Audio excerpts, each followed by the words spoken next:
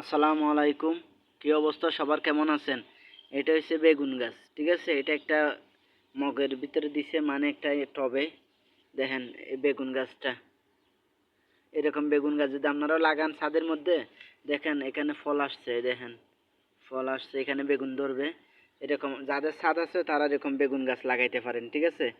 বেগুন গাছ যদি লাগান, বেগুন আছে ছাদের মধ্যে, এরকম টপ লাগাই আপনারা অনেক ধরনের গাছ লাগাইতে পারেন, ঠিক আছে?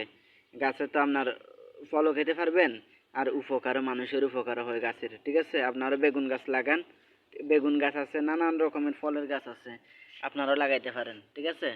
ফলের গাছ লাগাইলে আপনার অনেক টাকা বাঁচবে। এখন যে সবজির অবস্থা, সবজি অনেক দাম, ঠিক আছে? এই জন্য আপনারা বেশি বেশি করে গাছপালা লাগান, সবজির গাছ লাগান, ফলের গাছ লাগান, উপকার হবে। যাদের ছাদ আছে